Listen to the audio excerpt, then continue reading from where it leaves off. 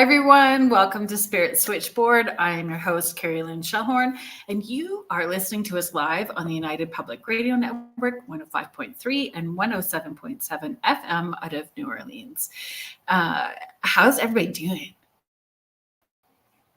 It's been a week, eh? And I think we're in Mercury retrograde, which I try not to buy into the negative aspects of that. I just try to be like shields up, rubber bubble with slime. I don't have time for things to go sideways, but apparently we're in it. And it's been I don't find it as confrontational, the energy as confrontational as it was last week, but it's certainly heavy. Hi, Heidi. Thanks for being here. Hi, Julie. If you want to watch us, you can watch us or find us on Roku. We're part of Amazon now too. If you say, "Hey, Alexa, United Public Radio Network, UFO Paranormal," you will find us on Amazon. So all the podcast streaming platforms, you'll find all of the archives. You'll find us on Roku, Facebook, YouTube, all over the place, right? And the network is growing so much. There's a show, Father Sean Whittington and his co-host Annette. I'm really sorry, Annette, that I don't remember your last name, but you'll find them before us, and all kinds of new shows. So there's something for everybody, right? Hi, James. Thanks for being here. I agreed, Heidi. Yeah, it felt like slogging through mud all week.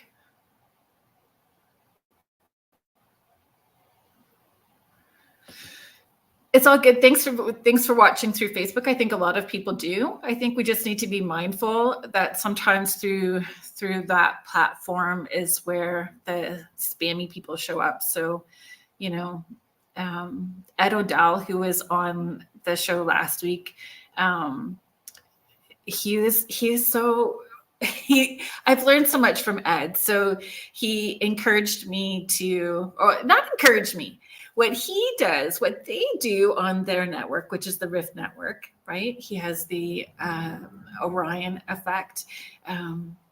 When they get those sort of comments, he pauses and he said, "I just need to flush the toilet." And then he deals with the stuff that's happening in the chat. So if you guys hear me saying that, or if you guys see something that's inappropriate in the chat and I've missed it, just make another comment so that I can see it and deal with it. Hi, Michelle. Hi, Tammy. Thanks for being here. So I'm going to I was super excited that my friend agreed to come on tonight and that I get to share her with all of you guys. And she's a returning guest as well, too. Hi, Contessa. So I'm going to bring out my friend, Lisa Krick, psychic medium, actress. What else? You've got all kinds of hats. I have so many hats. Paranormal investigator. What else? What do I do? All-around awesome person. Yeah. It's so funny, eh? When people say stuff like that to me, I'm like, I'm going to tell my kids you said that. I'm telling my sisters. I'm going to tell my family. I'm going to tell my family so many things I'm awesome. Wait, speak directly into the mic when you say that. This is recorded. Right?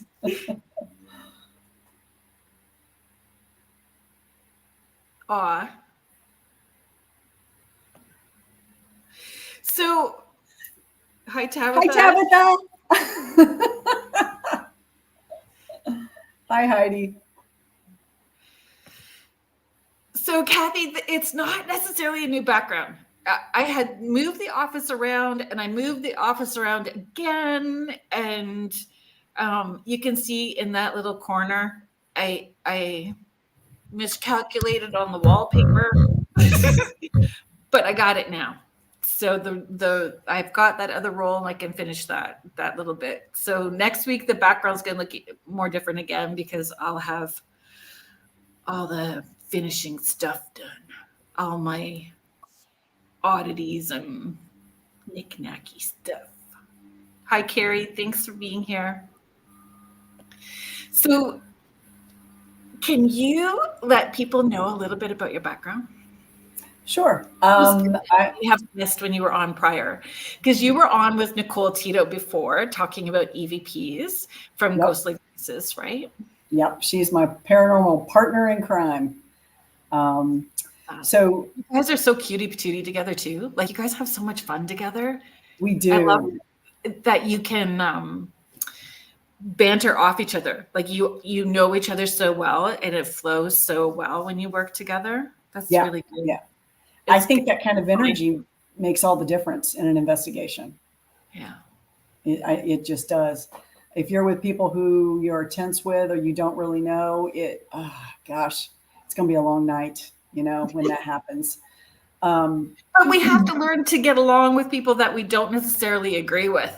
Why can't we all just get along? Not everybody wants to play nice in the sandbox. Oh, I stay out of the sandbox because the cat poops in it. Can I say that? Well, if you're in Ontario, apparently they do it with Wasaga Beach too. The swimmers, it's a thing, apparently. Ooh, okay. I know. Even our premier had to come on and talk about it. What kind of people? God. Come on. Yikes. Yikes. Folks. Yeah. It's bad. So I've been experiencing paranormal my whole life. Since I was little, at my grandparents' house. Probably I was 3 when I started seeing and hearing and having dreams about stuff, but I didn't think anything of it. I mean, all of us grandkids experience stuff where they put us in the back room to sleep, except for my sister. She's the very logical one. That she's got gifts too, but no, I don't. No, I don't. No, I don't. My sister's the same. Yeah. So I've always had something going on. But I didn't really get into the paranormal until I moved to Chicago. So it was around, I moved to Chicago in 2001. Like, I actually interviewed on the day that the Twin Towers fell.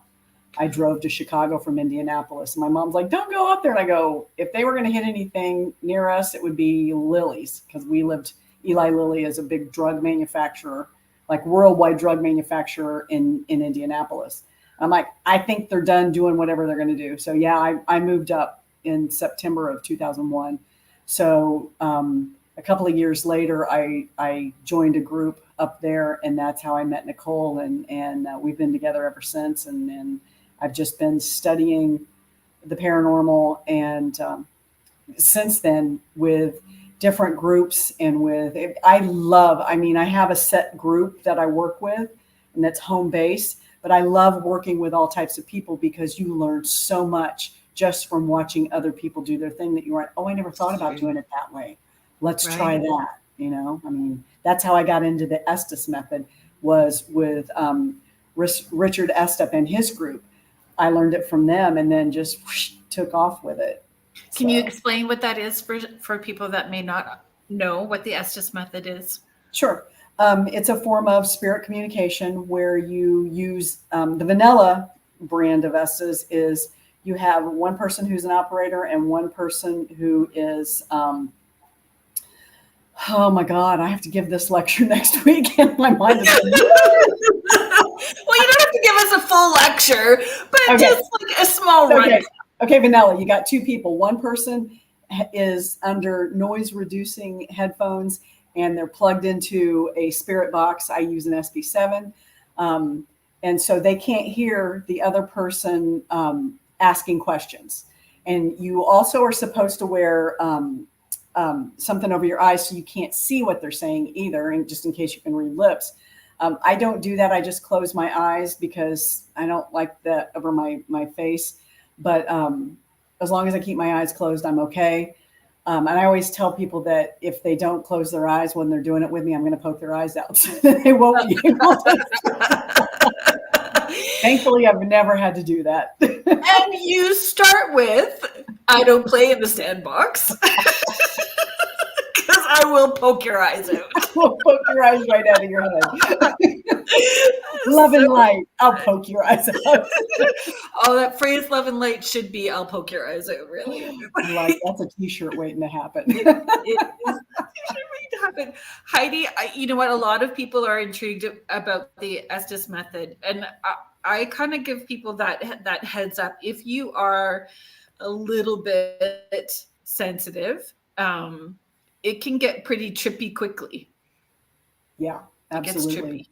Yeah, I think it's just another way to, even whether you think you're psychic or not, it's another way to open you up for sure, because it is sensory deprivation. It's sensory deprivation, and when you deprive the rest of your senses, and all you're working on is your hearing, then stuff is going to break loose. Yeah, but depending on how you receive, because it's almost like night vision for me, with the blindfold on. The room looks like a night vision, like I've got night vision goggles on. Okay. So I'm seeing lighted figures and then spirits and stuff moving around. So it shifts. And I think I heard you. Do you rock? Yes. Yeah. When I start going under, I start doing this. Me too. And I found myself doing that. Anytime I'm communicating, I start to rock. And I from the folks I'm in a group called Spirit Squad, and there's a bunch of budding psychics that all come together under the tutelage of Sam Baltrusis, and he's teaching us baby steps, the things to do, the things not to do, and we'll ask him weird questions like, I'm not kidding you. Was it a couple of weeks ago? I woke up in the middle of the night, like I was wide awake, and it was like this energy that shot through me. I thought I got like somebody hit me with a wire, and I was like, what the H was that? I'd never been like that before. And since then, my palms are tingly. They've been tingly since then. And I have Misty Connor. I don't know if you know Misty Connor from the Three Appalachian Witches. She told me that I was going to do a lot of stuff with my hands, and that my hands are my, and I'm pretty good at psychometry. So that may be what that is. But anyway, I woke up with that jolt, and I'm like, and so I went over to that group, and because it's a safe space for us, we can ask anything. I was like, okay, this is going to sound weird, you guys. And I said, has anybody ever had this happen to you? And they're like, most of them were like, oh yeah, I've had something like that. I don't know what it was. And one of the more experienced people in there said, yeah, that's just you connecting. You're downloading information from the universe. And I'm like, whoa, that's trippy. I love this. I do too. What I've learned though is it would have been okay if nobody else had the same experience as you. Yeah. It's nice that somebody did, because then you don't feel so isolated or alone in that experience, but we're all having these different experiences. I know I have had some weird, especially at the beginning, weird experiences. When I reached out, everybody looked at me like I had 8 heads. I'm going to start my own group. You understand me. So then, it comes back to that sandbox again, right? It does. Yeah, but you do need to have a safe place to where you feel safe to be vulnerable, to explore your intuition, to talk about it, whether people have had the same experience or not, right? Because it will always be unique to you. But when you start getting those downloads where it becomes like a 24/7 flow with spirit, not necessarily, okay, Friday at 6, like those downloads start to happen where you can feel like it's just a breath away all the time. I am welcoming that. I mean, I really welcome that, because my biggest fear as a newbie, I guess you would say, I mean, but you're not. But I feel like it, because I finally am out of the closet and I'm talking about it, and that kind of thing. And I'm so proud of you as a new out of the closet person. Yeah. It's like, I don't know. It's very exciting, but I'm so afraid. I've got that imposter syndrome. Like, Oh, Is it really real, or is it going to last, or what if it just goes away when I have to do a reading, or I mean, it's everybody goes through that. And I'm not the first person or the last person that's going to go through that. It's just learning to have confidence in yourself and grow with it. I mean, it's yeah. meditations. Oh, Heidi, if I could meditate, I'd be so happy. I suck at meditation because yesterday morning I was meditating and I was like, okay, I'm just going to just calm down. And then the first thing pops in my head was there's a paranormal conference in Massachusetts in October. And the first thing that came through my head was, oh, t-shirts. We should, because we're doing this class called Sitting in the Power. I go, we should get Spirit Squad on the front and Sitting in the Power on the back. I'm like, I'm supposed to be meditating. Why is that coming in my head? It's like squirrel. But I'm with you. I am with you on that. I can create really great meditations for people. I can create meditations for the group, and I'm very good. But to do my own personal meditation, it has to be active. I have to go for a walk, and folding laundry is meditative for me. Okay. I pile it all up on my bed, and it's all warm and cozy. And then I just get in a zone and fold laundry and get into that meditative place. So sometimes it's just can be driving even. Driving. I was going to say that, but that's kind of scary, isn't it? Because I'll look up and go, oh, how'd I get here right now? Well, I don't even remember being back there. Yeah, that's.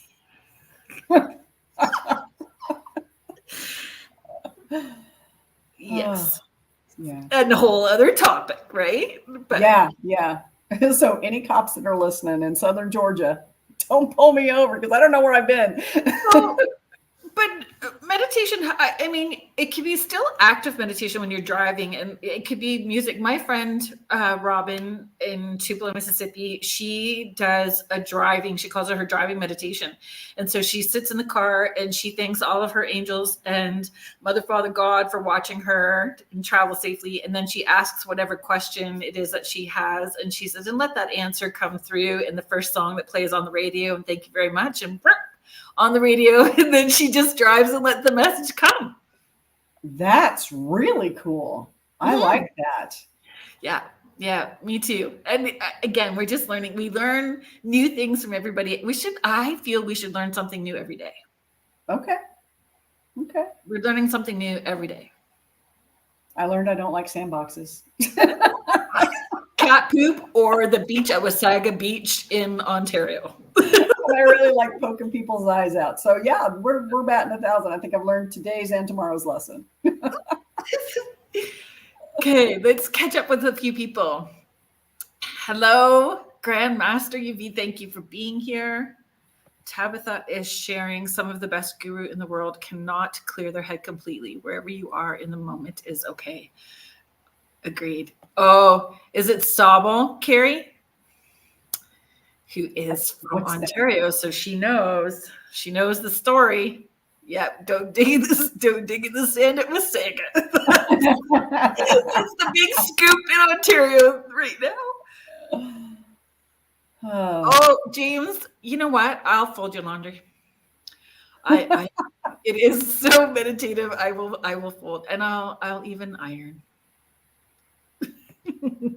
because I find it meditative.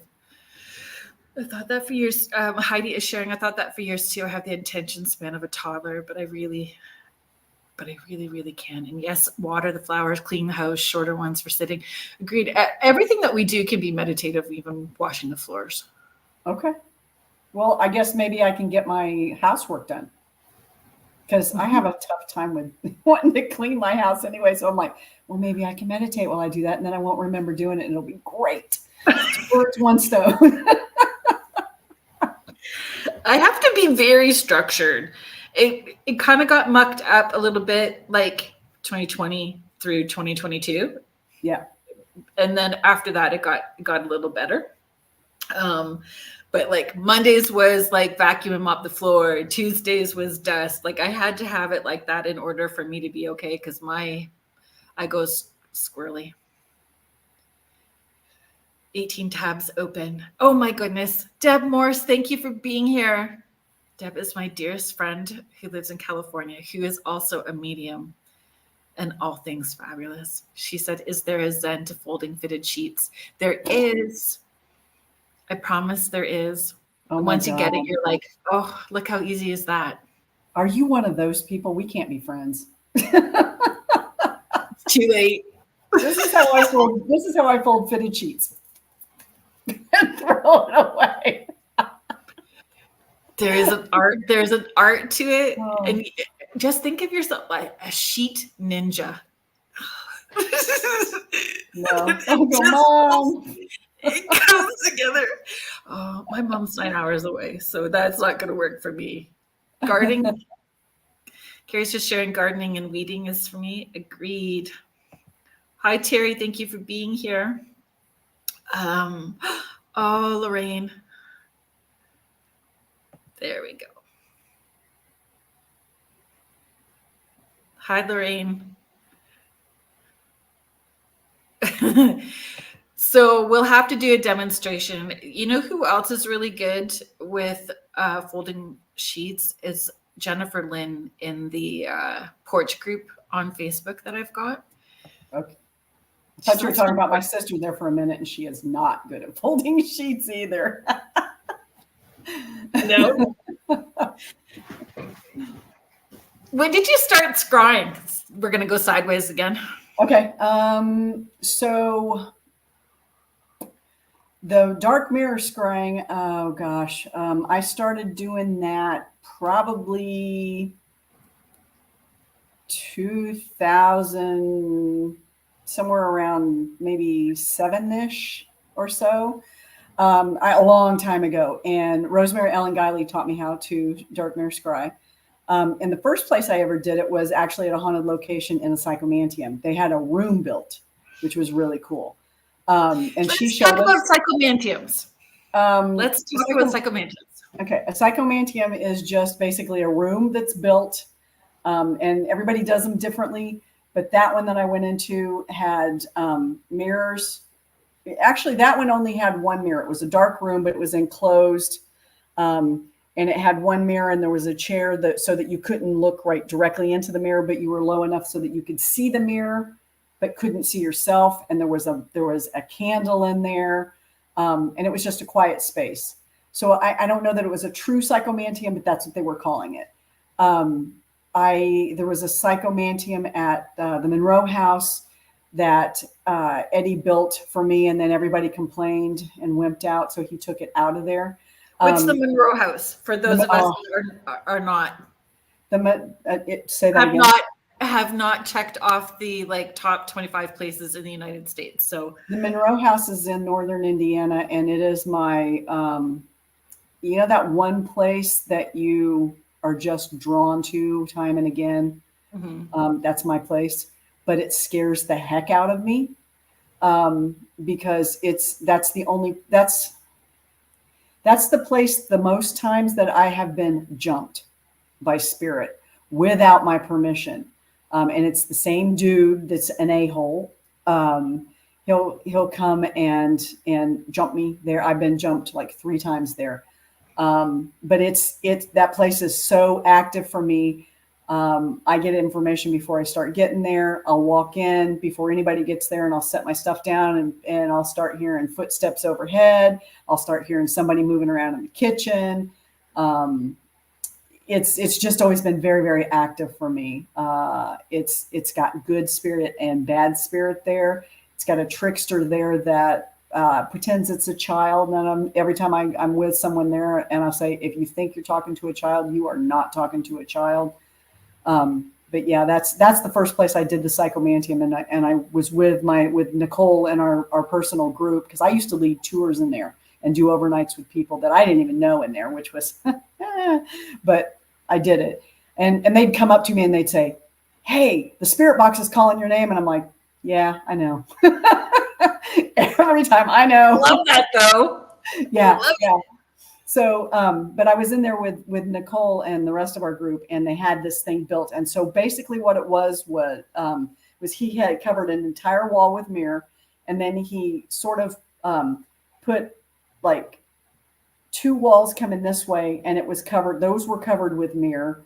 And then the opening was behind you that you walked in, and he put a tarp over it so that you were completely enclosed and you couldn't see or really hear anything going on outside of the room.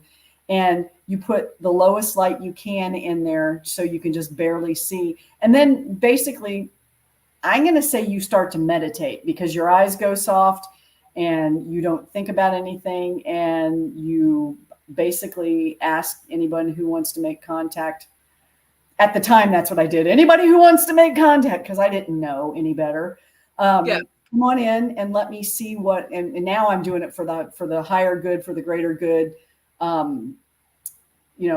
Make this contact.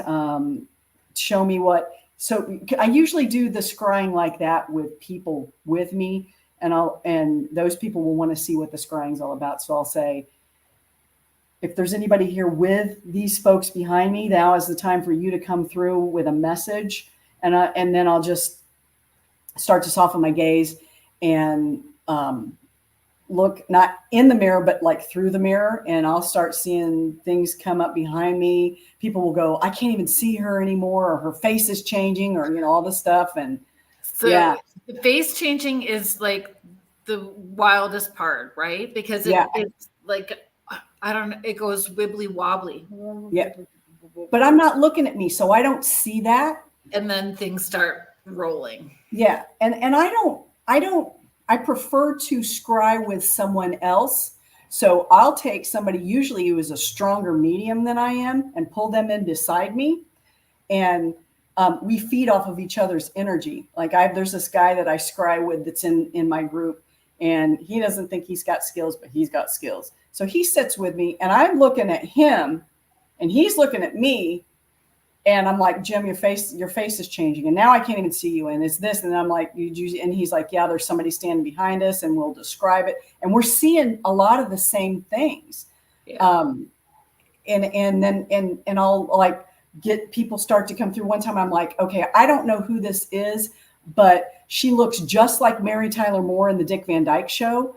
And somebody said, that sounds like my mom. I said, I'm telling you, this woman's wearing pedal pushers and flats, and she's got the same hairstyle. And I said, and there was another one. I said, and there's another lady that's coming through, and she's really tiny, and she reminds me of your stereotypical Italian Nana. It's somebody's Nana. And somebody else would, and I said, and honestly, I see her in black and white. So I think she's like from the 40s or someplace around that time frame. And I described what she was wearing. And so then I'm like, okay, do any animals want to come through? Because I'd really like to see my boy dog. I would love to talk to him because the little stinker has never come through for me. All my other animals have, he has not. Yeah. And so I'm like, Mackie, will you come through and talk to mommy? And I went, okay, does anybody here have a black Angus, like a Scotty, or have a black Scotty dog? And somebody goes, Angus. And I'm like, I'm done. I'm done. So we went upstairs and to like regroup. And both of the women that I said, that's Mary Tyler Moore and the little girl, they came and brought me pictures, and it was exactly what I saw in my head, which freaked me out because that was the first time I'd done it for anybody besides Rosemary. It was just it, and I'm like, okay, so I'm going to do this because it seems to work. So that's scrying in a nutshell, and the psychomantium in a nutshell. They're very cool tools, but just like everything else, you have to be very careful how you word what you do. Yes, you do need to go to this place. It's the Monroe House in Hartford City, Indiana. Eddie and Pam Norris are the owners. They are fantastic.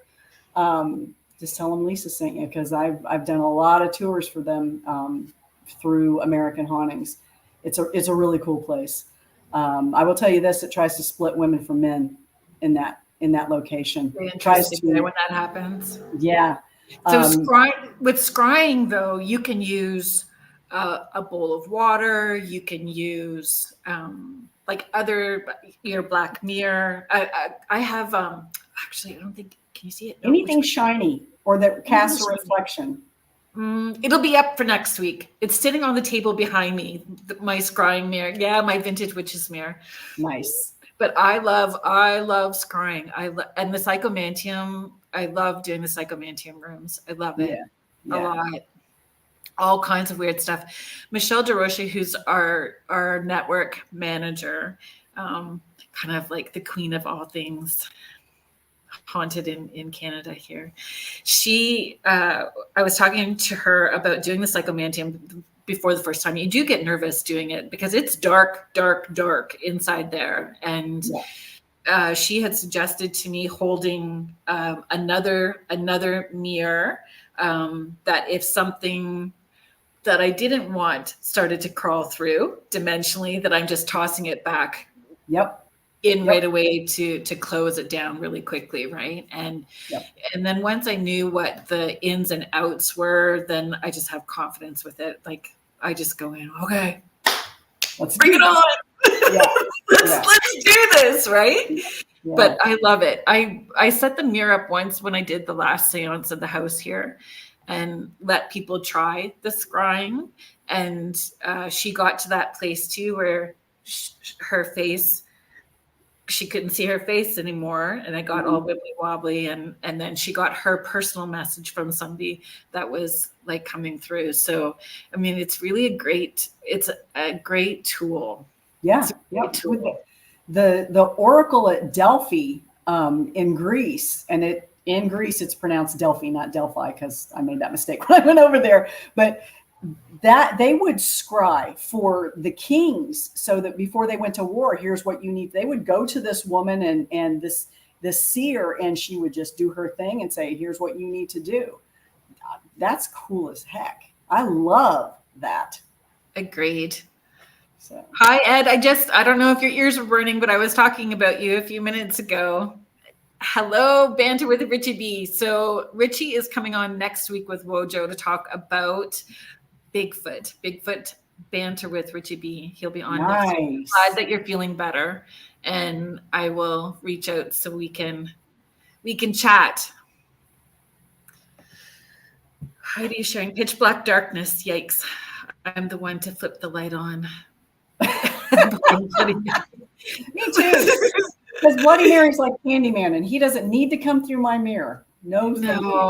But if collectively, if people feed their energy into that stuff, they're creating it, right? So I'm not about creating him. No. No, not at all. Oh, Miss Rhonda is here. Hello, Rhonda.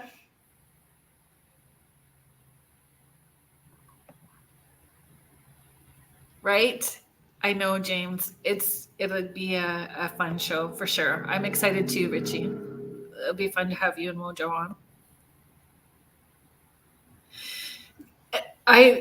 Teaching scrying too is fun. You know, do you find people come in with that attitude, I'm not going to be able to do this, or there's no way that I'm going to have success? Are they open-minded when they come in? And then when they do, it's exciting when they do have success with it. Like you get excited for them having those aha moments. But I've had a lot of people come in going, And my question is then why are they doing it? Why are they taking the workshop? Because they want it. They want to be able to do it, but they think they can't. I think it's confidence, right? Yeah. And who knows what they've been told growing up, like whatever their trauma experiences are, they're bringing forward as well too, right? Girl, my paranormal partner in crime is a Catholic, so I have a tough time with this. I'm working against religion here. I mean, not really against religion, but she's got she grew up in a very Catholic home, and so some of this stuff really scares her. And I'm like, it's okay, and gosh, she's opened up so much. And I think you're right. I think people come in with their religious baggage, not knowing. And as long as I can teach them, it's a tool, and you have to respect it, and you have to go into it with the highest intention. And it's anything we do in this field is about intention. It really is. But I think for the most part, most of the people in my workshops come into it with a good attitude, and they really want to see something or experience something. This one lady, though, the last workshop I did, she I said, okay, did anybody have anything come through? Let's go through the class and see what your experiences were, and then we'll dive in and do it again. And she goes, well, I didn't like it. I'm like, well, what's wrong? And she goes, my ex-husband came through. And I went, oh. And she goes, I really don't want to see him or hear him. And I'm like, okay, well, So tell him to go away. So when we started, or not, figure out what the shite is that's getting worked out and let it happen. There's that. But You don't have to carry that baggage and have it happen again later. I'm like, okay, we're going to do this again, and let's see if the ex-husband can just not come through hers, and if he wants to come through somebody else's mirror, okay, but she wants a good experience, not an ex-husband experience. Really, yeah, positive. It's kind of hard though in a group, because I had like 30 people taking that class. It was a big class. Wow. And it was kind of tough because if you're one-on-one with somebody, you can go, okay, there's probably something that you need to work through with your ex-husband. I don't know if I want to call her out like that in front of 29 other people. No. But maybe after class, pull him aside and go, there's a reason he came through. I guess I could just say that. Exactly.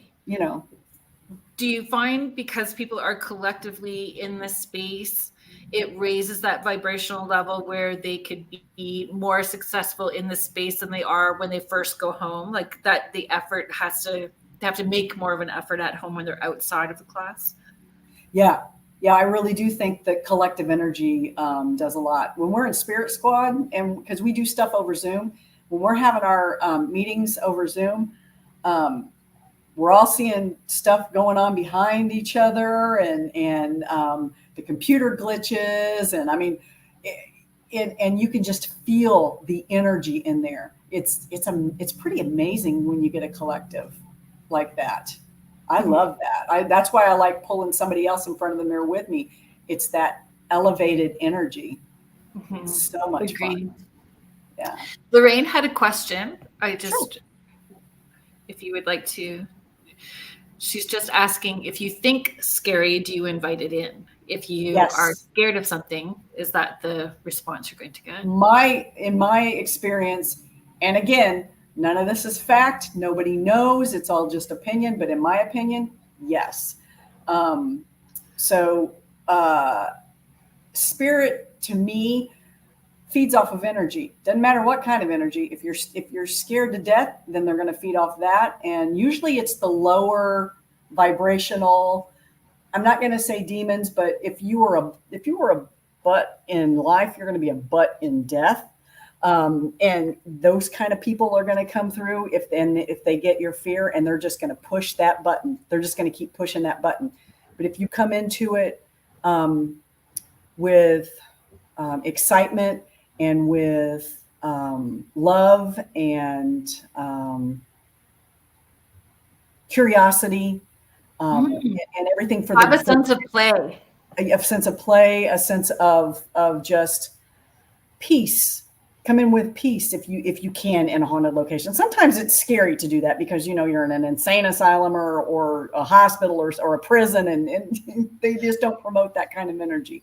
But I would say the more calm you can be, and the higher the energy you're going to bring back, and it's just gonna keep building, and even fear will keep building. So yeah, I really think if you come into it with fear, you're going to pull some less than happy things your way. You really are. And being mindful who you're with. Like if you are not confident or you're not sure that you know how to handle should something go sideways with what you're doing, having that person with you. Yeah, that makes a lot of difference. It really does. The one time I was jumped at the Monroe house in the basement. I don't know why I did it, but I did it. We were standing there, and I had another psychic medium across the room, about 6 feet away from me, and there was another guy standing beside me, and I was right beside the crawl space where there is a body still buried. That's a story for a different time, but it's still there. So I was standing there, and and somebody said, "I think there's somebody down here with us," and I put my hand out, and I said, "You can touch me if you want to." And as soon as I said that, the guy standing beside me went, "Nope." And he went over around to the other side of the room with them. And as soon as he turned around, my head dropped and I felt something hit me right in the back of the neck, which is usually where it enters me. And this sounds so goofy, but it's true. My head dropped and I feel something, and I can hear things going on in the room, but I can't respond. And I hear them say, he goes, I can't even see her anymore. I don't even see her. And she's 6 feet across the room. She's just gone. And so I stood there and whimpered for a few minutes. And the psychic, my friend Tina Marie, comes over to me and she cut the cord, because I didn't know how to do that at that point either. She cut the cord and she grabs a hold of me and she goes, Lisa. And she just like makes physical contact and she goes, let's get you upstairs and get you something to drink. And you need caffeine and you need some chocolate to get you going again. You need to sit down and get away from this. So she pulls me out of there. And as we sat down to talk about it, I said, I heard him say he couldn't see me anymore. And she goes, what I saw was somebody come up behind you like this and reach over you and then reach their legs around you and just envelop you. And then you were gone. Globbed on.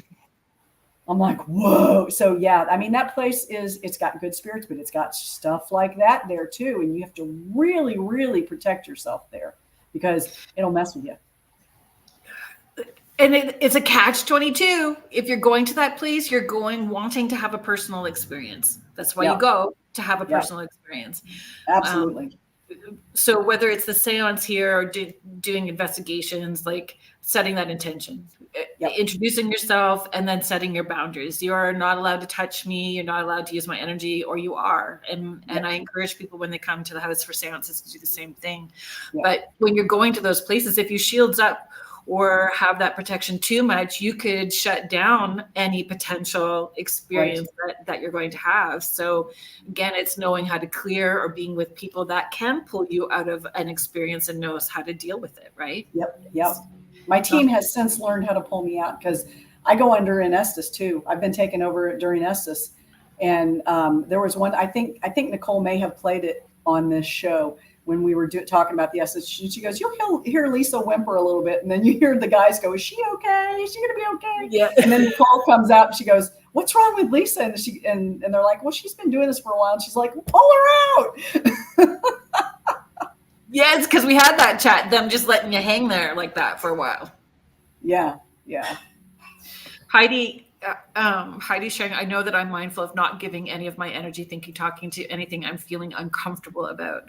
Absolutely know within I'm light and loved and protected.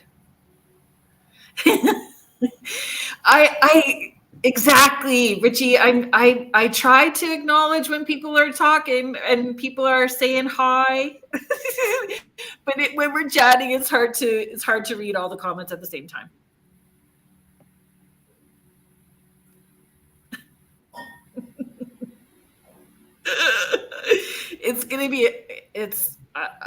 I'm not gonna lie. I'm a little worried that next week with more than one person squirrel on Red Bull, it's gonna be something.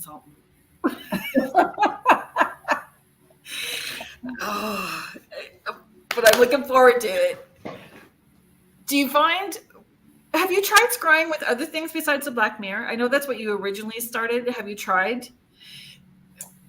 I'm going somewhere with this. Honestly, I don't. Go ahead and go where you're going to go because I don't know if I have or not. I may have and not even realized that I have.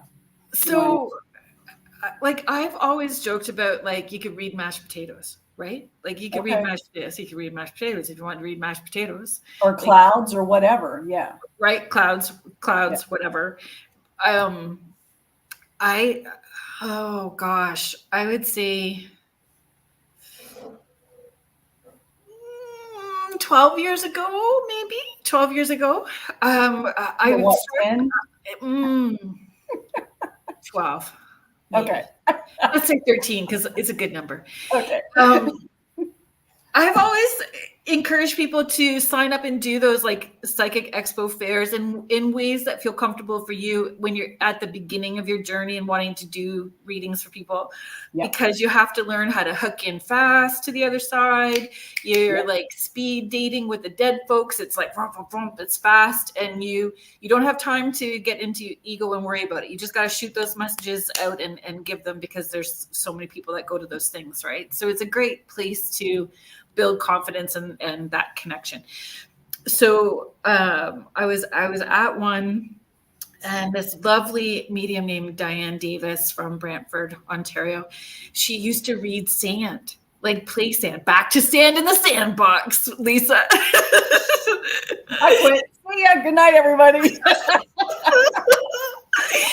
So I actually have a plate with sand, because like when I teach the divination tools class, like at my house, I'm like, let's everybody, we're going to read the sand, but sand is really like crystals, right? It's just little crystals. Okay. And so you know, run your fingers through the sand, and then you make your hand print in the sand, and you pull it away, and then you let that person read it. You just turn it and see the signs and symbols. But I mean, in the end, all the information is coming from out here. It's coming from spirit. It doesn't matter what the tool is, right? Just some of us are feel more comfortable, or we can lean into other ones a little more easily. But the sand is really a whole lot of fun. Right. That is interesting. Yeah. I had somebody teach me the crystal ball. That was interesting too, but I don't know if I want to get into something like that. I mean, you know, I've got a while. I do whatever. pulled when we're supposed to try something new, or, you know, it just keeps coming across to us, you know, and then, you know, like you're getting a sign or a tap to try into that. Yeah. Yeah. Oh, hang on, Richie. I want to rephrase into a question. Are there different techniques in the paranormal world where intent is more evident than other techniques, or does intent cover them equally? Asking for a friend. Well, let your friend know. Hello, Joe. In my opinion, is intent is everything. Intent has nothing to do with whatever medium you're using, whatever divination tool you're using. It doesn't matter whether you're using an SB7, or if you're using a Frank's box, or if you're using the Estes method, or if you're just sitting in a dark room going, is there anybody here that wants to talk to me? Intent, it's kind of like a crime scene. Intent is your crime scene. Did you just say crime scene? Intent is your MO. Paranormal stuff are we talking about? Intent is your MO, and let's say the dark mirror is your signature. So it's in every instance you want to have the correct intention, and whatever the correct intention for you is may not be the same for everybody. I mean, if you want to go dark intentions, by all means do dark intentions, but I'd prefer not to be in the room with you, or I'd be going, go to him. I just want to watch it. Go to him, you know. So in the end, we are the best divination tool. We are the divination tool first, and then we have these other tools that we are utilizing to allow those messages to flow through. So you know, that energy is coming from or through us. So our intention matters. Yeah, I would agree with that. Yeah, absolutely. Mm-hmm. And honestly, when you really understand, like, I don't know, it's just a phrase, like when you're reading for people, my intention is in the highest good, greatest interest, most amount of healing for everyone involved, including the people that are crossed over. It just spits out like now, because I've been saying it for so long. But even if you're doing like a paranormal investigation, setting out what your intention is, like you're wanting to connect for this reason. And most times energy, your thoughts have already come out before your words. So they've picked up from that collective consciousness of one on what your thoughts are. So if your words and your thoughts don't match up and your actions, you're in for trouble too. like, because Okay. that part comes out first. And that's another good reason to be very careful who you're investigating with. 100%. Because I used to take tours into 3 or 4 different locations in Indiana. I didn't know any of these people, and I would take groups of between 15 and 40 people in to these locations, and I don't know them. I don't know what their intentions are. I don't know what baggage they've brought with them. But I do my best to teach them as best I can, and then go off, children, go investigate, and then, come to me if you need anything or if you have any problems. But the crime scene part. Sorry, I'm a criminal justice major, so and serial killers really fascinate me. Me too. Yeah. Me too. I bought, actually, I don't know if they're in my, they used to be right here. Oh no, I moved them. Not a true crime. It was a serial killer tarot deck. Oh, shut up. I bet you can't find it anymore. Yes, ma'am. Probably. Check Etsy. Okay. But if you follow Joni Templeton's, Joni Templeton Skinner from True Crime Mysteries Beyond the Veil. She is a forensic astrologist. Her last segment that she had this week, she had a lady on who does remote viewing who also has a true crime tarot deck. You know what I would really like for them to design is an oracle deck, true crime oracle deck. I would like, although there's something called the I'm going to get it wrong, Kanzari, something like that. I think it's called like Kanzari or something. It's a really weird name, and it's like an oracle deck, but you can use it. Serial killer and coloring book. I love that. You can use them like you would oracle cards or tarot cards, and you ask questions and throw them down, but they're really like mysterious with the way they say it, because they've got this spread that you're supposed to use, and they say you're only supposed to do it one time at a house, because if you don't, then something could go really sideways. And I'm like, really? Come on. So, but they're I think they're still for sale. I'll have to let you know what it is, and then maybe you can post it for your people. But yeah, I would love to have a true crime oracle deck. That would be fantastic. I would really like that. I agree. Make it so. with the serial killer deck, I haven't even actually used it. I've been taking each card and writing out everything that I'm picking up from it, and like taking time to like go through each serial killer through the deck. I haven't even used it yet. There's so many comments. Let me catch up, guys.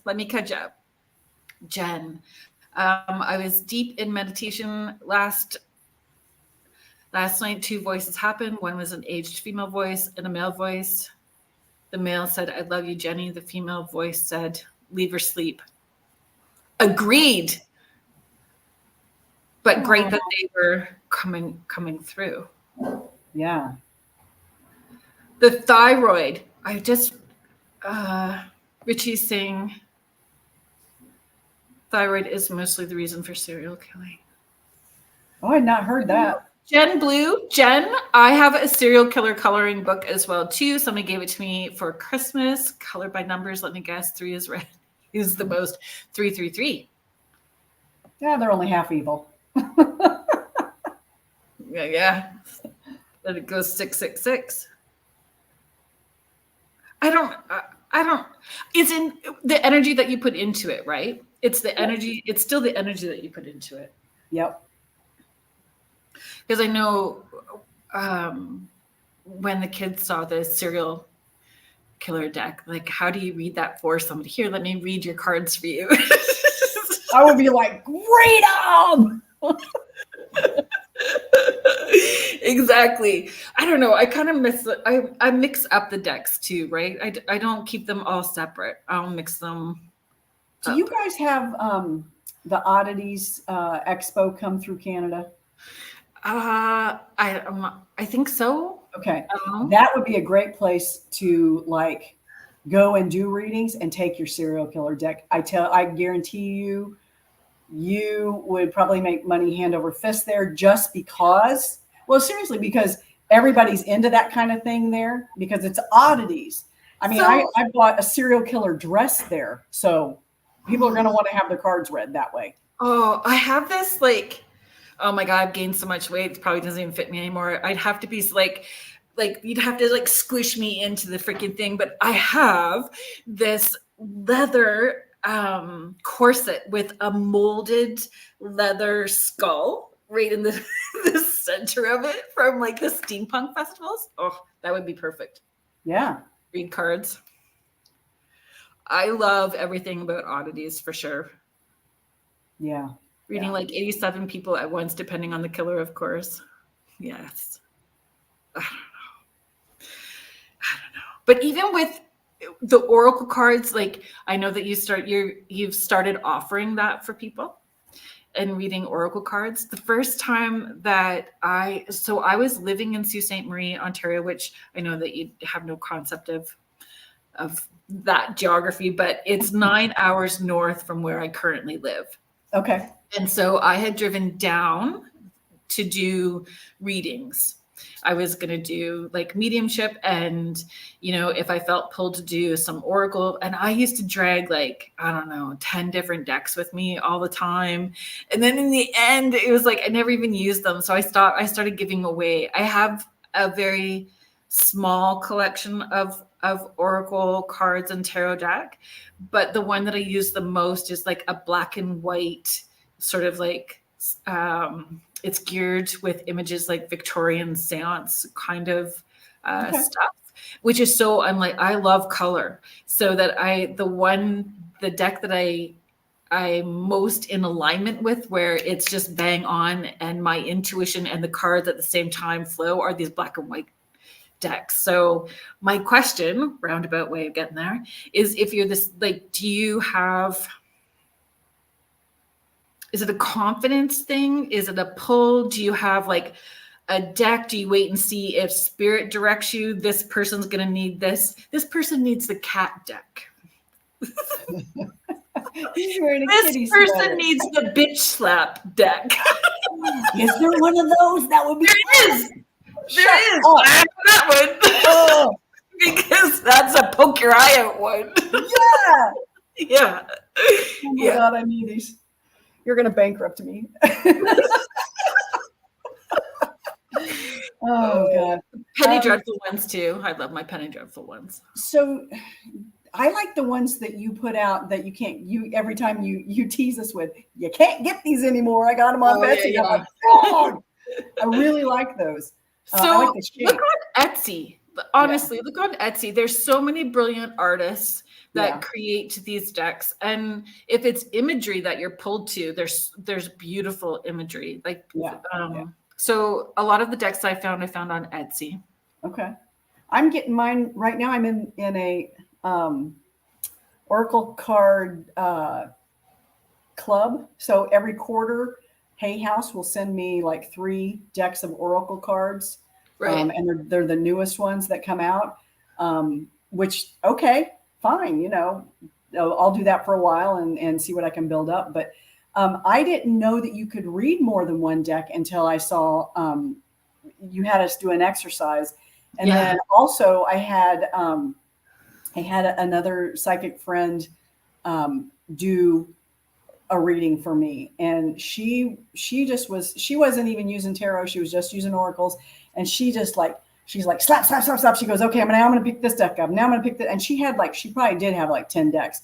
And she goes, well, let's ask this question. And I was blown away by it. It was so cool because there were so many possibilities. And I went, I want to practice that. So I pulled like 5 decks that I thought I would like. And I said, okay, you guys, I think I started with your group and on your Tuesdays and said, if anybody wants a reading, I'm going to do oracle readings. And I did it for 2 people. And I set the decks in order, and I would pull one from each deck. And I would, at the beginning, I went all in. I had incense, and I had crystals at the ready in case I needed to grab those to try to tune in. And I basically just said, I'm calling on my higher self to help me out here. And what I need for you to do, and I would say the person's name, I said, this person is asking, because I like specific questions. I said, this person is specifically asking what they need to do next in their career search. And I said, if you can, higher self, please pull in their higher self, or somebody who cares about them on the other side for their greater good. I want one of those people to come in and pull the cards for me. That's what I'm looking for. I'm getting total body chills.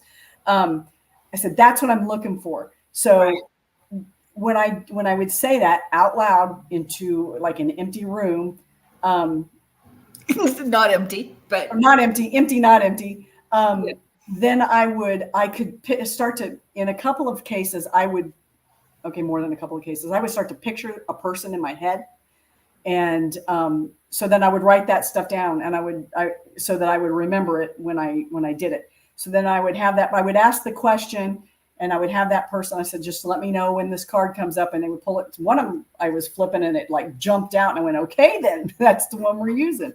So I do that with the 5 decks, and I look at them and I go, okay, I know what this means. I'm like, some of them, like, I'm not really sure what this card means in that instance. So I grab the book and go, and I'll read it and go, oh my God, this totally ties in. And so then I will record it, and I'm like, okay, here was your question. Here's what happened when I tried to tap in. This person came through. I don't know if you know who this is or what this means to you.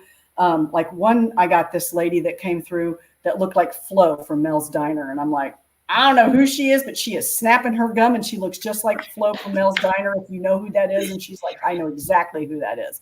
So I said, she's a hoot. And she is telling you, girl, you already know the answer to this. You didn't need her to begin with. That's what she's saying to me. So I'm like, this is what I'm getting. This is who is pulling it.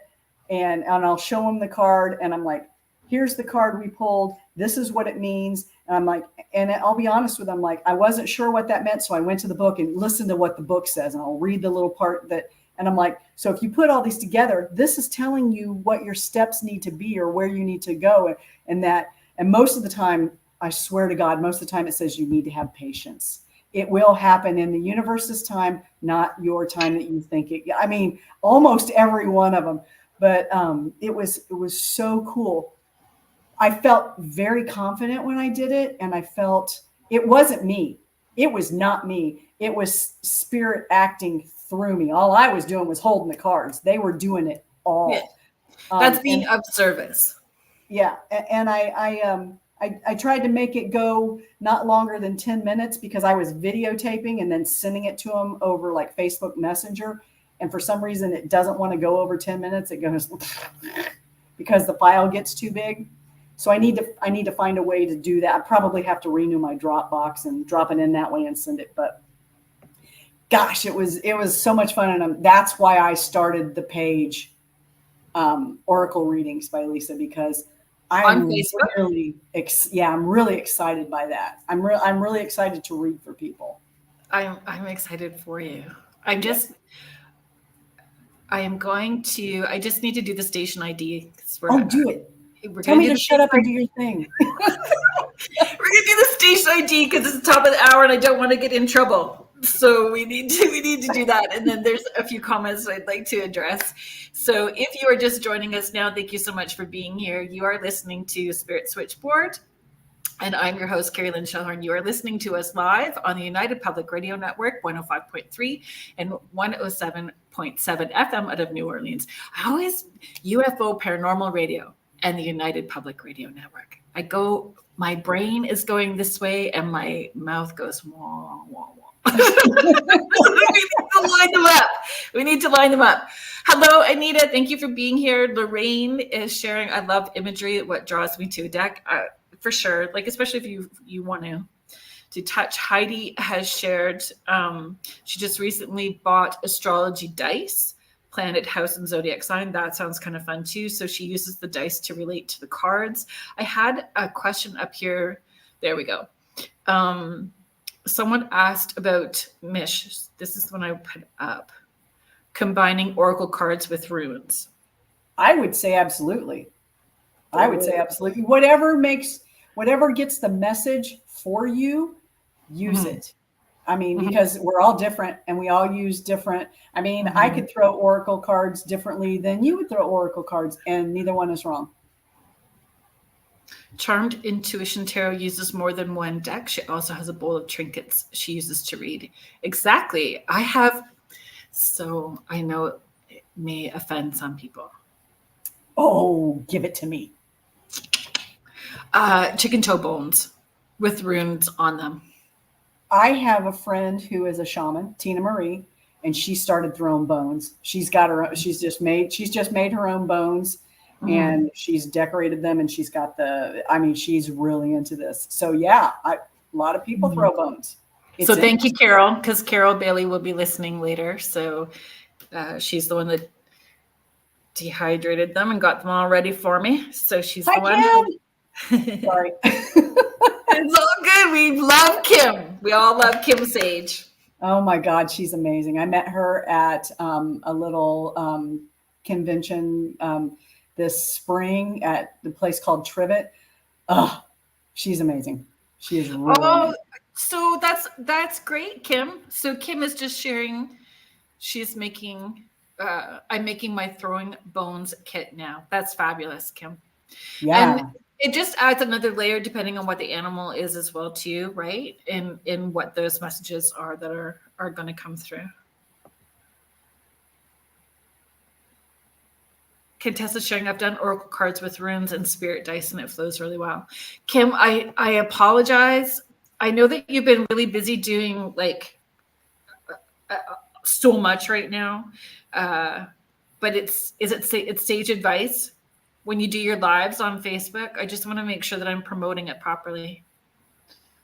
I know that it hasn't necessarily been consistent because you did some really fun stuff with your dowsing rods the other day in the middle of the day, which was fabulous. Oh, that was so fun with the hug where she hugged. I love that. Yeah.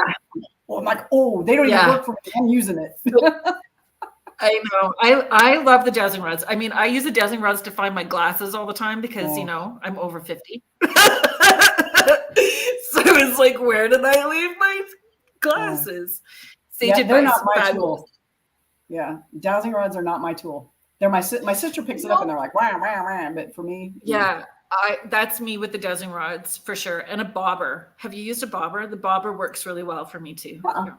Thanks. Okay. Kim is saying yes, creating it now, so it's not like learning someone else's deck. Oh, you're going to bring it. So she's going to do her lives. You know what? I was doing Tuesday talks. I was doing it pretty regular. And now it's sort of a hit and miss when I feel emotionally grounded and ready for it, because the clone stuff and the imposter stuff that happens on Facebook was putting me on the edge of my mental health. So I do it when I'm feeling up to it.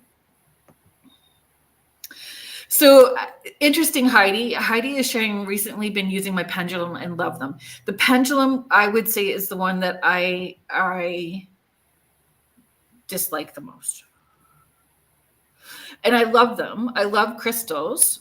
But I find the room for it to not be accurate. Like, you have to be very disciplined. You have to be very disciplined and understand how the pendulum actually works. But you can use so many different things for pendulum. What are your thoughts on pendulums? I have pendulums. I've used them. I tend to believe that we move we think about it and move our hand more than we think we move our hand, even if we think we're holding it still. Yeah. So for me, it's a no, but I have seen other people have great success with them. So I would never deny anybody else. If it works for you, for sure. And that's what I mean, being really disciplined with it and understanding, right? Like we're just like a battery. Our bodies are like a battery. We have a positive side and a negative side. And if we cross over, it can change the outcome from where we were holding it. So if we're not holding it neutral, we can pick up a yes or switch it to a no. Yeah. And we'll pick up from our higher self as well too. And our aura. So depending on how close you're holding it to your hand or your knee will also change it. There's just so many ways that it can. Now, having said that, I actually participated in a couple of human pendulum experiences where I was the pendulum. Yes. Oh my God, it was so fun. Crazy. I thought they were going to throw me through a wall. I'm like, you guys, seriously. So I encourage people to pay attention when you're asking yourself, if you put your hand over your heart, take that deep breath in and asking yourself, ask yourself, I always start with a lie. So like, I was supposed to be a Kimberly, but my parents had an argument and my mom won. So Carrie Lynn it was, my dad lost. So if I said my middle name was Kim, I which way do you roll? Like you'll start finding your body will lean forwards or backwards or to the side consistently. When I'm teaching, I'm always like, is it in my highest good and greatest interest to go for ice cream after the class is done? Yes. But sometimes it isn't. Sometimes it's a no. Sometimes it's a no. It's not always a yes. You're like, dang it, Spirit. I wanted it to be yes. I know. Yeah, but when I did the pendulum, I didn't do it myself. We were at the Monroe House, and I had two people asking questions, and they were sort of playing good cop, bad cop with this guy who was the really not nice guy that had passed.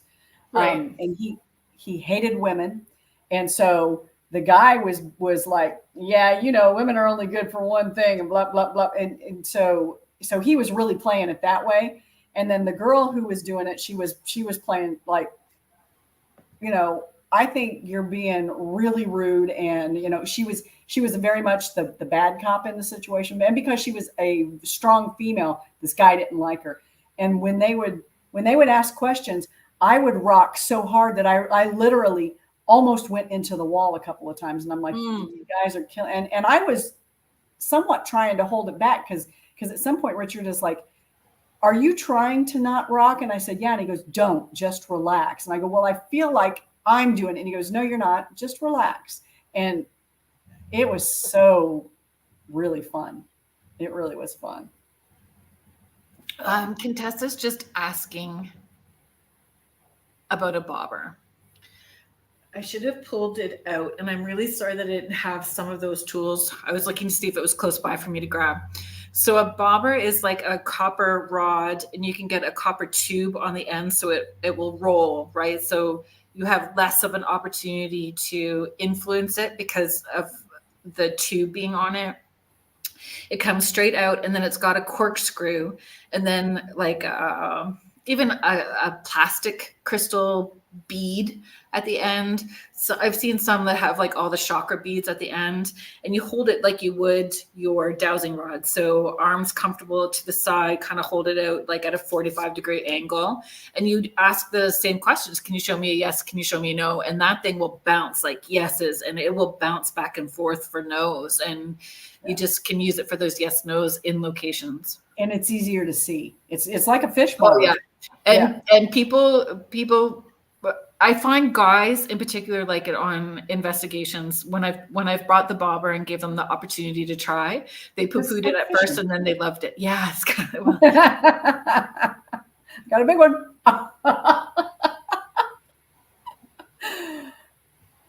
Jen is just showing I've done the human pendulum. Feels really strange. We should try that, Jen, when we go to the Ireland house in September or October. I forget when I'm going. I think it's September. Heidi, you can make actually, I have a bobber that I made from a tree branch that I got out of the backyard, and it just has a little bit of an arch. And then I got a howlite skull.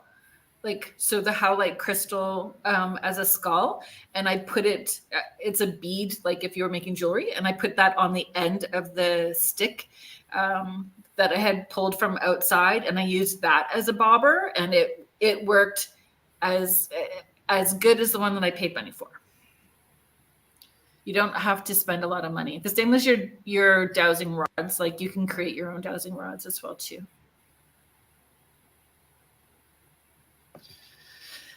It's just asking, can you ask, give me a cross or a circle for yes, like ask for what direction you want for yes and no instead of asking yes, of course. You run the show. They don't run the show. Exactly. You are in charge. So you do what feels comfortable to you. If that's what you want to do, then do it. Mm-hmm. And that's it, right? The more relaxed you are, the more comfortable you are. You're breathing, so you have that full breath and you're grounded, and it will flow better. If you're holding your breath and you're not comfortable, nothing works well.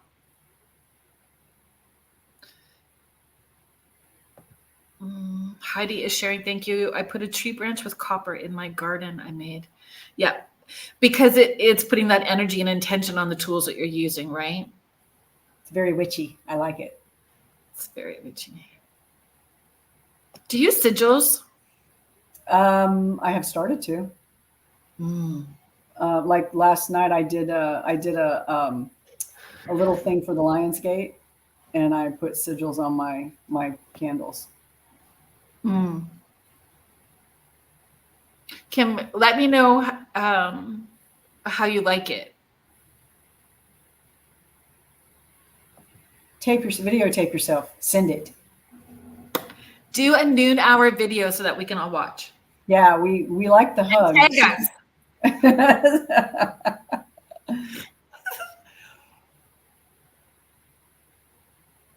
Sigils. I have sigils everywhere. So when I painted, I just did the office, right? And I put sigils underneath the paint before I painted. Very cool.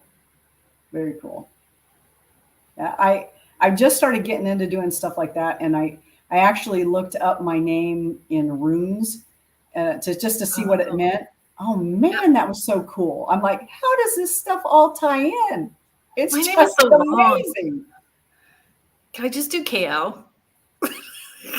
Yes, because that would be long. Agreed. Sigil work is magical. I agree. Again, it's about intention, right? Yep. Yeah. Like we have sigils on our water container in the fridge as well too. I've got them on mirrors facing out of my windows. Thank you again, Carol. Yeah, I love creating sigils. Kim is sharing, I'm learning sigils too. Just created one to paint on the underside of my doormat. Home protection. Yes. I love it. And maybe if we put a sigil on our doormat for abundance, we wouldn't have to go around every month blowing cinnamon all over our floors. Every month I'm going. You can make an oil for that. With an arrow pointing in. Yeah. This way. Yes. Put them in moon water bottles. That's awesome. Yeah, exactly. What other I was thinking about all the list of divination tools. There's so many different tools. What other ones have we missed talking about? I didn't write a list out. I was busy paint fumes all day.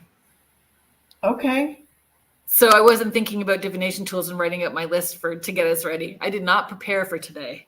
Oh my gosh! So I thought you were saying use paint fumes as divination. Oh good Lord! Don't snuff. Don't have paint fumes, folks. It's bad for you.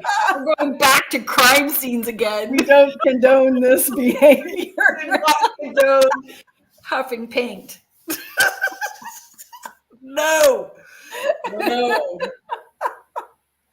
Oh, that's why I was looking at you like, well, I suppose you could. You're going to hallucinate, so maybe. No. Oh my gosh. It's been a long day. I was up at 4. There was a big boom of thunder. It woke Nora up. And so Nora thought somebody was outside and she just started barking. And then that was done up for the day. Yeah. Oh, pen and paper, automatic writing for sure, Michelle. Yeah. and even if you're not writing anything, as long as that's another thing I learned in Spirit Squad. Even if you're actually, I think April Doucette taught us that, but she you have the piece of paper with you, and even if you're just scratching back and forth with the piece of paper, yes, you're disconnecting your logical part of your brain so the other, your woo-woo part of your brain, can do what it needs to do, and it opens it up for. So I really need to remember the pen and paper when I have that stuff, just so that I need to put myself into the habit of doing that to see what happens. with automatic writing. Yeah. I use automatic writing daily. Okay. Daily. I do automatic writing daily. So do you do it as a meditation in the morning, or just because I work pretty much every day. So every session I end up doing automatic writing as well too. I take that deep breath. I call it like a trailer to the movie. So let's get the trailer to the movie. And I just take that deep breath. Okay, show me what you got. And it's like the Coles Note version of what we're going to talk about for the hour and a half. Okay. That we're in session. So, and then with how long automatic did it take you to learn to be able to read what you were writing with that automatic writing? Because I'm guessing that it's not. It was a while. Yeah. And it's funny because I'll send people notes. We do not tell people that I send notes anymore because it's a hit and miss. I mean, most people get their note. I'll send the notes. But people have messaged saying, I can't even understand what you've written. Because I didn't write it. I've articulated it to you though. So I'm hoping that you've, recorded it in whatever way you need to, but automatic writing, please. And I think too, it's a neat practice if you try using your non-dominant hand. So if you're right-handed, try using your left, and then vice versa, and do a bit of practice using both. And that helps you. And I find even for people to focus on a candle, like if you focus on a candle and you go into that scrying sort of relax your gaze sort of thing, and as you're looking at the flame, you can loosely write the word love and just keep writing the word love, love, love, love, love, love, love, because it pulls you up into that higher vibration, and then something happens and it just clicks, and then the writing starts coming through. It's a neat practice to try. Yeah. Okay. Flame gazing for sure. Another method of scrying, absolutely.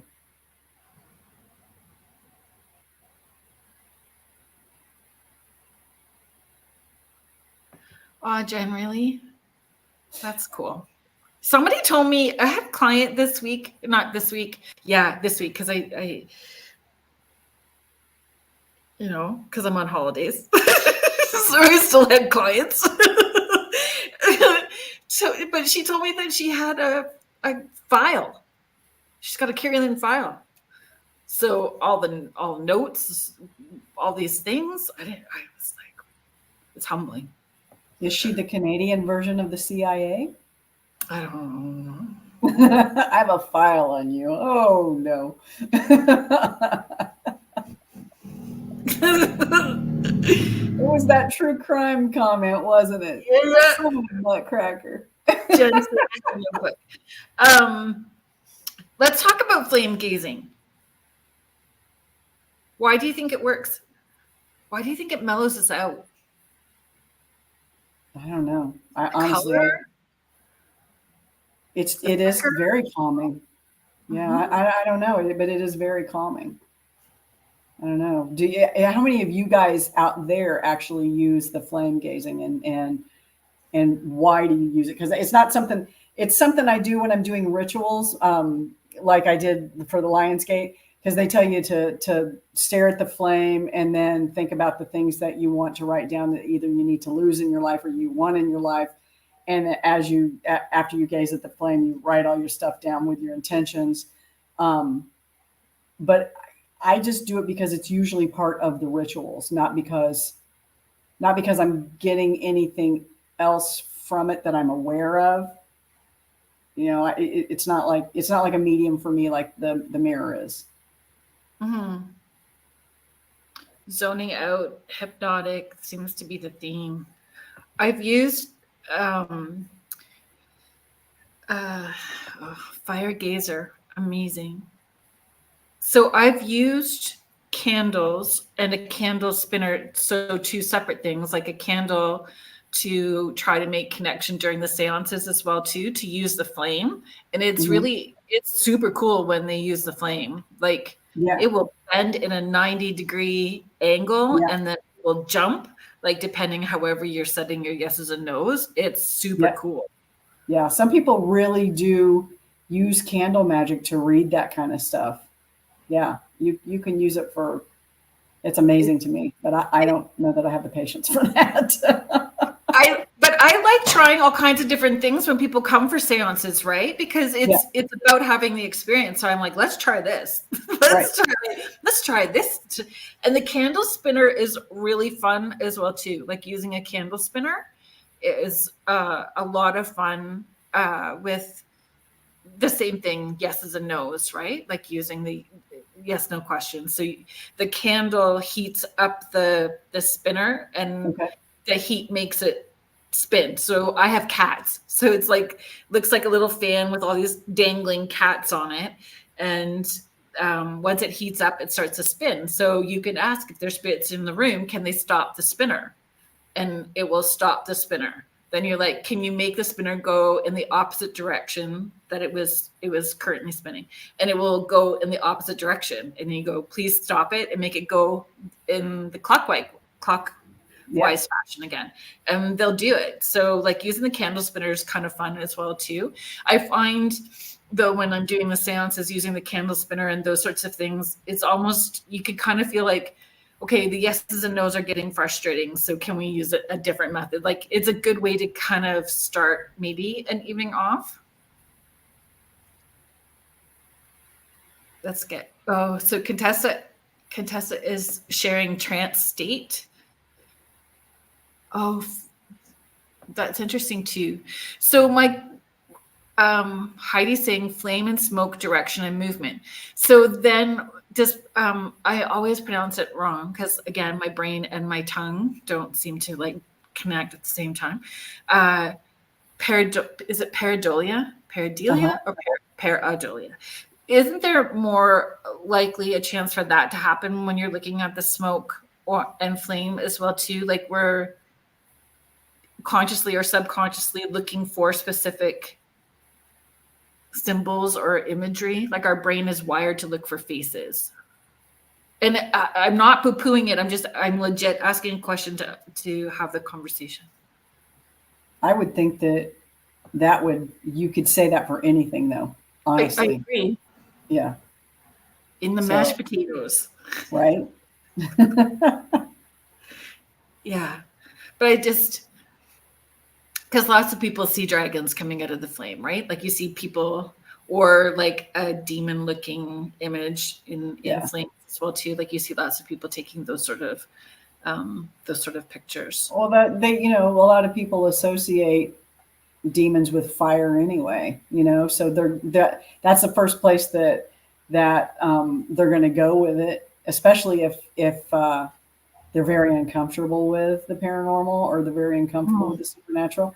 That's the place they're going to go to anyway. They're going to go to that place of fear, Mm-hmm. rather than seeing fairies or something in there. I don't know why I picked fairies because they can be mean too. A-holes, some of them. Yeah. Heidi, I hope that you understand that I'm just asking the question just to have the conversation, right? Yeah, I've always thought that and try to debunk anything. Same. I'll try to debunk everything first, and then if I can't, then Smoke on a candle only yeah. when doing ritual. Miss Rhonda, I love using the candle spinners. I do too. I love using the candle spinners. And what I learned recently is you can use wind chimes too. Having wind chimes, like table wind chimes, like have you tried that, Rhonda? Has anybody else in the chat tried wind chimes? I don't know how you use it though. Like I need to investigate more, but if you know, then you can educate me. I'm open to learning.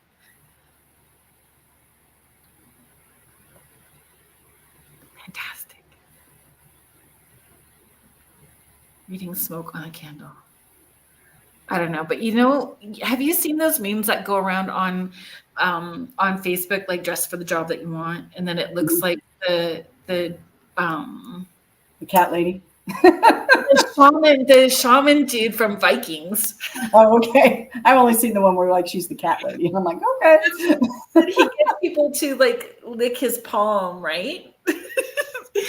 But I don't know. Like when you use your runes, do you blow your question? Like do you think your question or say your question out loud and then blow over the runes and then pull your runes out? Because I do that. I don't know. I guess that's my version of like lick a palm. I don't know. But dress for the thing that you want to be. So I'm going to start dressing as Henry Cavill's wife. That's what I'm going to start dressing as. He's got a lovely girlfriend, I think. I don't care. We're happy for him. Rhonda, I love my Magic 8 Ball. No, but now I want to try table wind chimes. I need to do more research too. We can convene and have another show about it. Maybe we should try doing. Wait, Rhonda, what if we did a show? I wonder if it would work in 3 locations where we're asking spirit questions and had wind chimes on the table or a spinner. It would absolutely work in 3 locations because we do remote stuff all the time. Doing it live, if we did a show and did it live. Yep. Oh my gosh. Okay. Let's do it. Let's make that happen. I think that, are you in, Rhonda? Do you want to play? That's not said with a Gage voice from Stephen King either. I want to play with you, Daddy. I want to play with you. Magic 8 Ball, does it have potential? I think everything has potential to be a divination tool. I make all my major life choices with my Magic 8 Ball. Ask again later. Darn it, Magic 8 Ball. I'm the Buddha belly. Does it feel right? Does it feel right? Yes, no. Answer seems hazy. Seriously, again. Yeah, I think it would be cool too. I never had a Magic 8 Ball. Oh, they still make them. Okay, so we've not talked about a spirit board. Do you use them? Not use them? A talking board? Yeah. Yeah.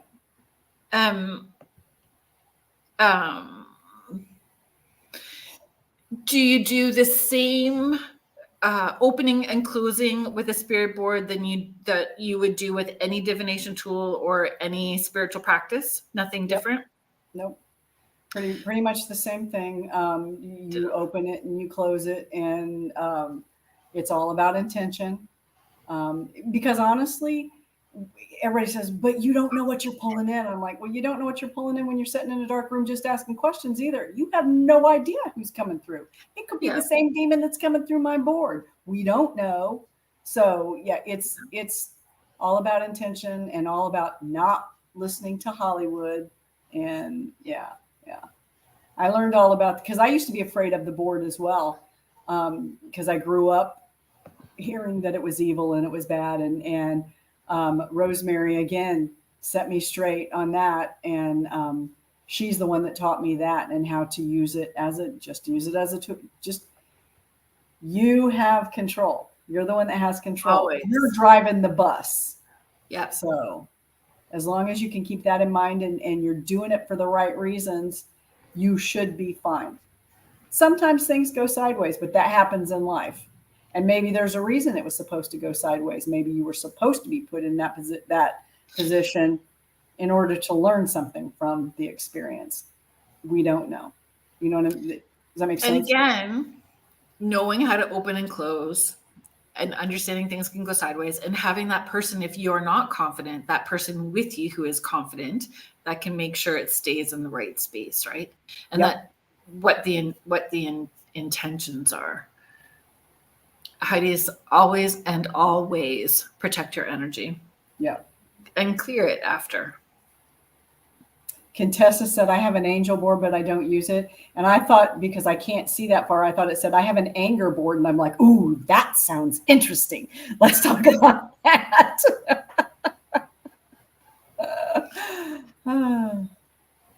Or angels. Or angels. Yeah. You know what? Yes, you could walk into any store, 7-Eleven, and encounter something. And again, it's about energy and intention. And I've talked about this on the show before. And I always use Walmart as an example. Walmart is an intense place to shop. It's heavy to shop. It's frenetic and chaotic energy. But what people don't realize is they focus on lack and they feed off of fear. So they're doing the rollback, which sounds like it's a great thing for people, but it's also fear-based shopping. So most people, when you're going, you're thinking about your budget. You want to get in and out. Is stuff going to be on sale? Am I going to have enough money? That frustration. And then you get little sensitive kiddos or empathic adults that are going into those places and feeling that energy coming off of all of those people in waves. And the staff who's dealing with the frustrating people and then the staff is tired and frustrated and thinking about all the others. So it's like Gav, he's 19 now, so it's a totally different ballgame because he's like a young adult on his own. But when the kids were small, we'd be in the parking lot and he'd go, because I taught them all young, shields up, rubber bubble with slime. What color is your bubble, mama? My bubble looks like this. Thank you very much for the things that we need to be on sale and nobody in the aisle checking out as we, so we go in and out with ease and as quick as possible. And thank you very much. Intention, people. Use your intention. We'd get in and out so fast. Yeah. I used to say it was government stupid gas that they were blowing at people between the doors because everybody goes crazy when they go on the inside.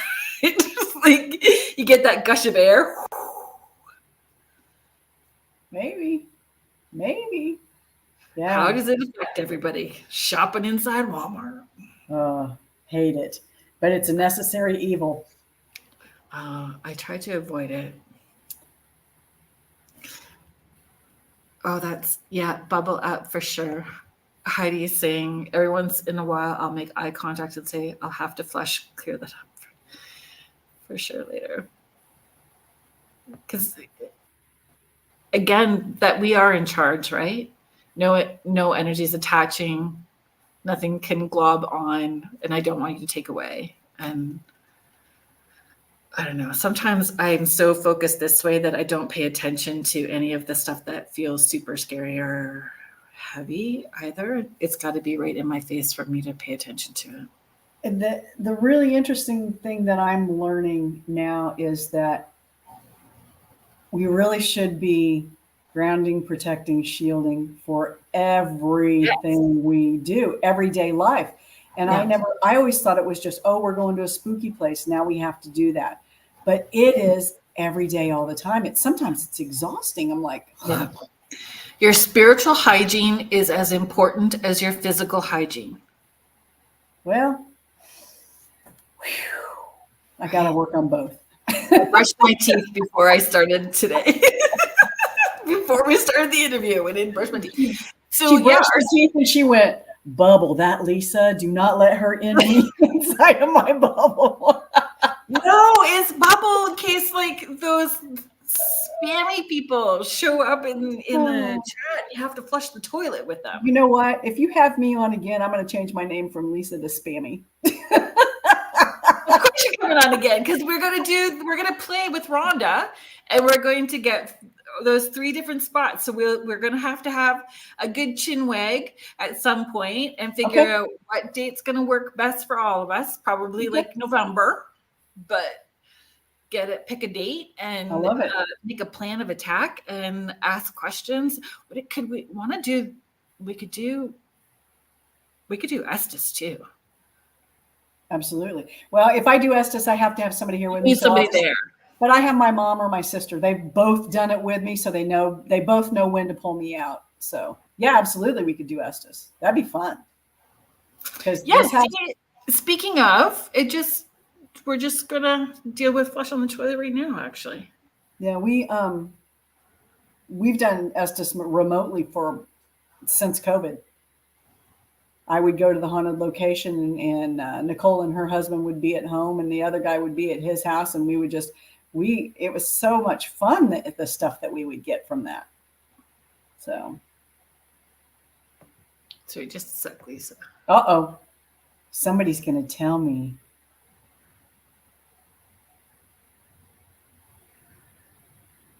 Are you feeling a flush? I just flushed the toilet. Yes, I did. Folks, if anyone starts calling you their beloved, just don't. If they ask for a picture of your left palm, just don't. Where was that? Did you get rid of it? Yeah.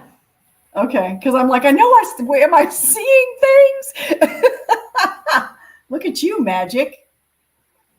Flushed. Exactly, Rhonda. I talked about it earlier. I don't know if you heard me. I talked about Ed at the beginning, and I said that Ed is the one that taught me.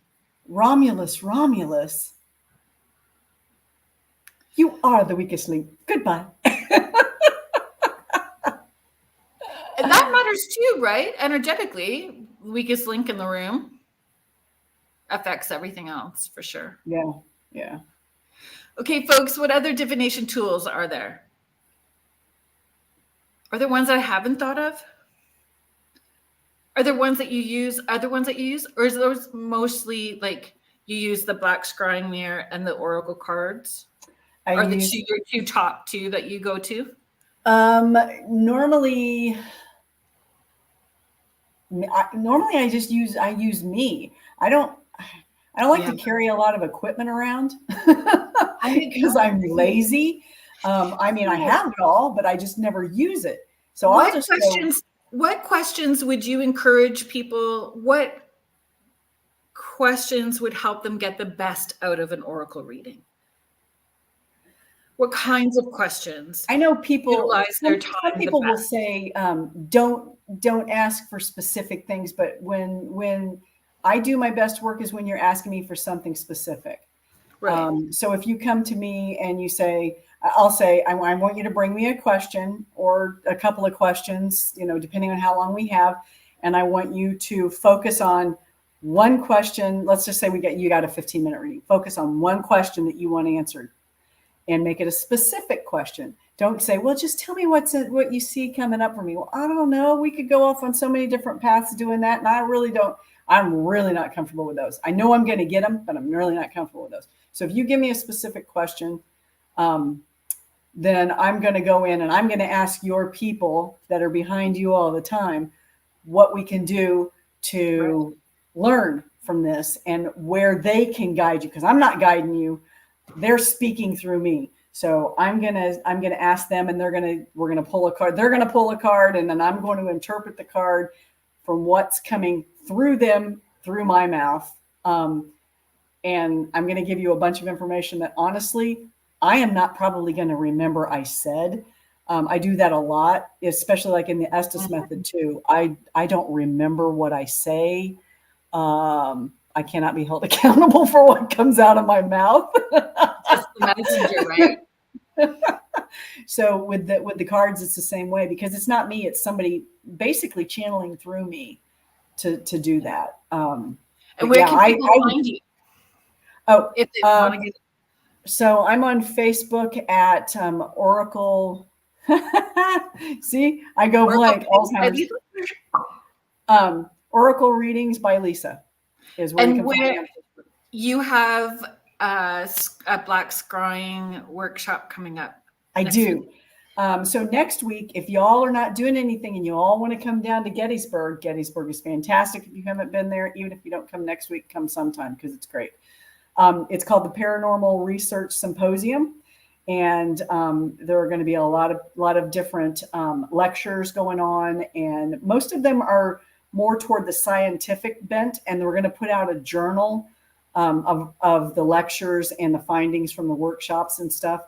But my workshops are dark mirror scrying, and you get to take home your mirror. And the other one is tweaking the Estes method. So taking it from vanilla to amazing for yourself or your group, because everything we do and learn, if somebody says, do it this way, you can always tweak it and make it better. So that's the Paranormal Research Symposium, and you can find it that way through Facebook to sign up for that. I think tickets are like $50 for the whole day for all the lectures.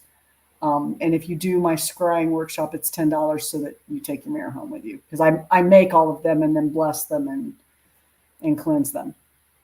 Oh, that's awesome. Yeah. I do it from start to finish. So yeah, that's awesome.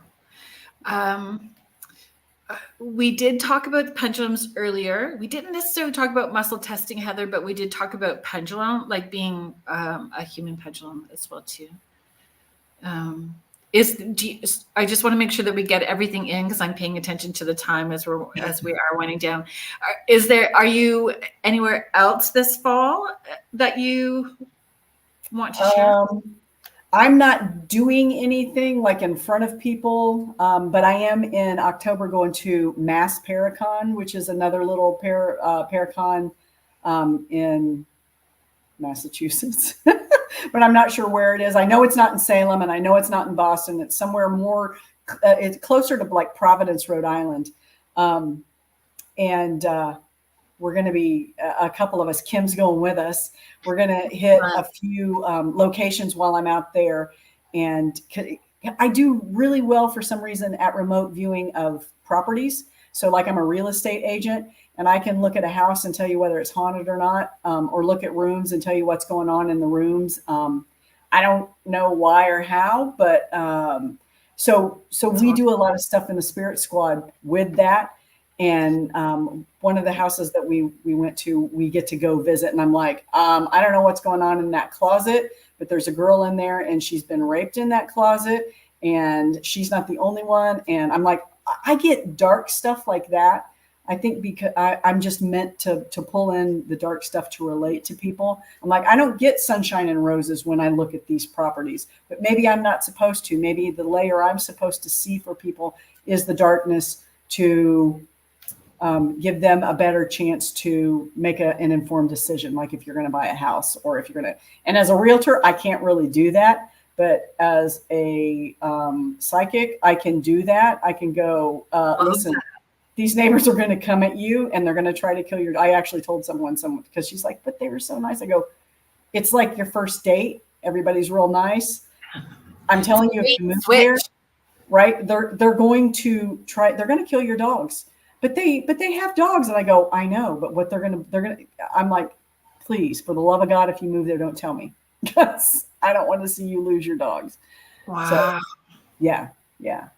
So we're going to have some fun in October in Massachusetts, but I don't really have anything planned where I'm doing lectures or workshops or anything like that this fall.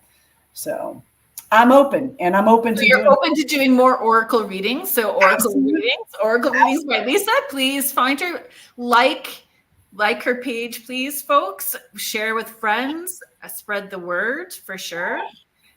This has been a pleasure. Thank you so much, my friend. I had so much fun with you. We're gonna have to get Kim on too. Can we do this 4 ways? Yes. Kim and Rhonda, you and me, and we'll see what kind of fun we can. And then you've got the 4 corners. Yeah, I like that. Be more balanced. Yeah. Yeah, that's exciting. We'll have to see what Kim says. So what am I doing in November? Well, I'm probably doing this with you. We will make a plan. We'll see what we can make happen. So, guys, if you haven't already, please go to my website, which is carrieLynnShellhorn.com. You can sign up for the newsletter. Sometimes I send it out the first of the month. Sometimes it runs a little later, just because my schedule and my time and energy. But I try to make it go out on the first.